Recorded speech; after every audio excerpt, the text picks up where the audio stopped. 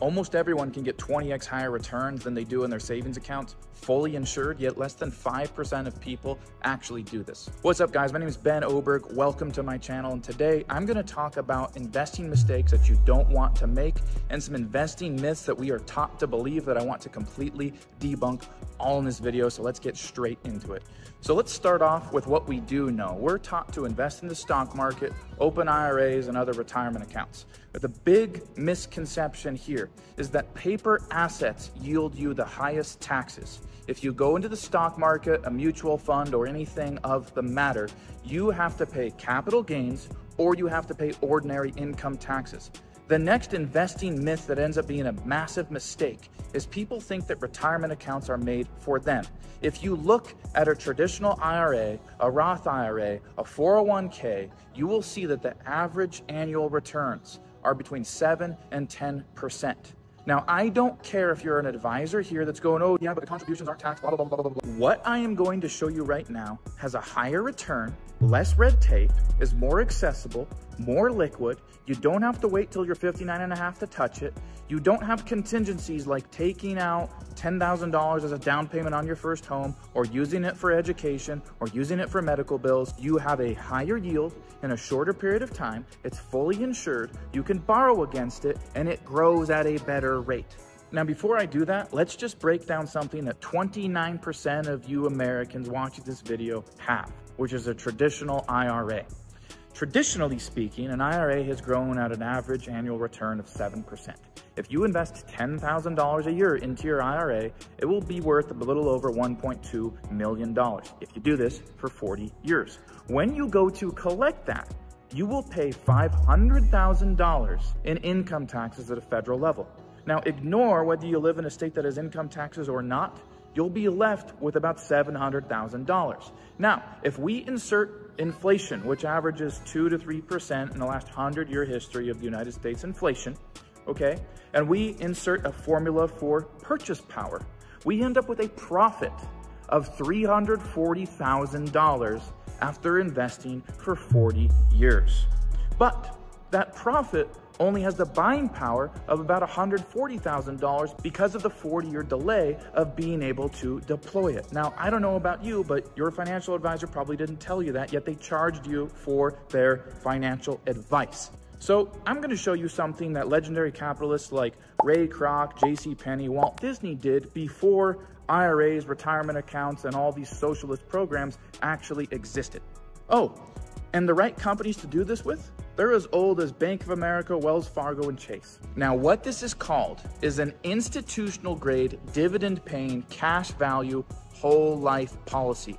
And I have to stress, this long ass acronym is very important because 1 in 100 advisors actually even knows what this is, and only about 35 financial advisors in the entire United States actually have the ability to offer these to their customers. So chances are your financial advisor doesn't have a freaking clue what I am talking about. If they're talking about IULs or index universal life policies or VULs, in other words, variable universal life policies, they're an idiot, they're financially illiterate, and they're not qualified to give the advice that I as a financial advisor am speaking about.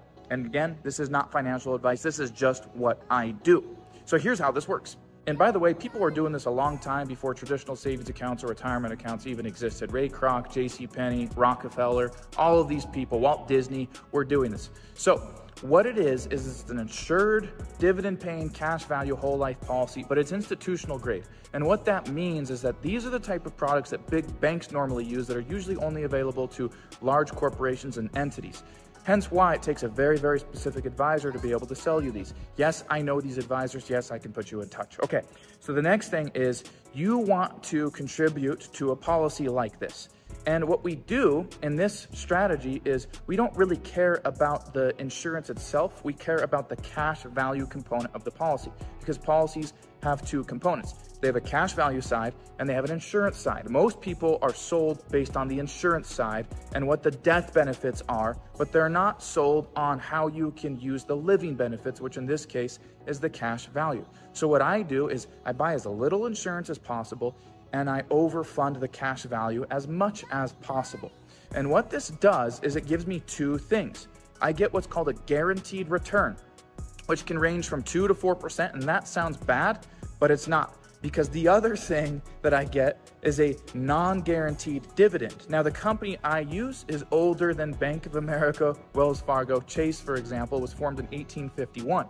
And the lowest dividend that they've paid in the last 50 years, and I'll put it up on the screen right here, is 6%. So I'm getting a 6% tax-free and a 4% guaranteed return. I use this as my savings account, so I'm getting 10%. The average savings account gets you less than 0.5% in annual returns. So I'm already doing 20x before I've even deployed my capital. Now, the next thing that I do is I stockpile that. I save up, and I build the cash value. And every year, the company pays me that dividend, which comes out in January. I take that dividend and I put it back into the policy. This is what Albert Einstein referred to as compound interest. So what it does is it allows me to go from making 10% a year to making just a little bit more. And as I continue building that up each year, that becomes my bank that I borrow against. The next step that I take is I open a line of credit against that cash value. Here's the really cool thing. And by the way, you cannot do this with VULs. You cannot do this with IULs. You can only do it with whole life. And please do not make the investing mistake of going with an inferior product like Prime America or one of those inferior companies that gives shit policies, okay? You want an institutional grade dividend paying cash value whole life policy, okay? So now that I'm stacking that up, let's just use round numbers. I've got $10,000 of cash value in there now, $100,000, whatever. I can go to a bank or a credit union and they'll issue me 95 to 100% of the cash value. Now, that line of credit is going to range from 4 to 6%, but I'm growing at 10%. So I can borrow my own money against my own money in the cash value of my policy while it continues growing, thus increasing my leverage, and I can borrow lesser than the growth. So I'm hedging against inflation and it's still making money. The next step is I invest in cash flowing assets. By the way, guys, if this is making sense so far, smash that like button. If you're brand new, make sure to subscribe. I am only posting on this channel wealth building strategies that I personally use and showing you the strategies that I have learned from multimillionaires and billionaires. That is all I do on this channel. Okay, so the next thing is I want to go into hard assets. So I look at things that give me a few things: leverage, cash flow, and appreciation. All right, I want to be able to leverage them to go acquire more wealth and more assets. I want cash flow. I want it to go up in value. And I also want to go into assets that allow me to pay little to no taxes. So the assets that I like are oil and real estate. Now, it's very common to make investing mistakes like continuing to go into the stock market, bonds, and insurance products that only yield you 7, 8, 9, 10% returns because we've been convinced and sold that that is good. I'm not interested in things that don't do 20, 30, 40, 50% annual returns, and I'm not interested in things that keep me paying a high level of taxes. That is why I go into hard assets like real estate and oil. A common misconception, a common investing myth that ends up costing people big where they make investing mistakes is they think they have to actively invest. They think they have to get into single family real estate and manage it and become a landlord and all this different stuff. I invest passively. If you're anything like me, you're a business owner or you're busy, you got other shit to do, so you want to invest passively. So I partner up with big energy guys that go into oil and gas. You ever seen that show Landman? I partner up with people like that. So they just pump it out of the ground, they pay me cash flow. And then when they sell their oil wells, I get a big payday. And I do the same thing with real estate. So remember, key word is institutional grade, dividend paying, cash value, whole life policies. Only about 35 advisors in the entire United States are even qualified to provide this to you. The rest of them don't even know what that actually means. That's how financially illiterate financial advisors are. Why are you getting your money advice from people that on average make $110,000 per year? Stop making these investing mistakes.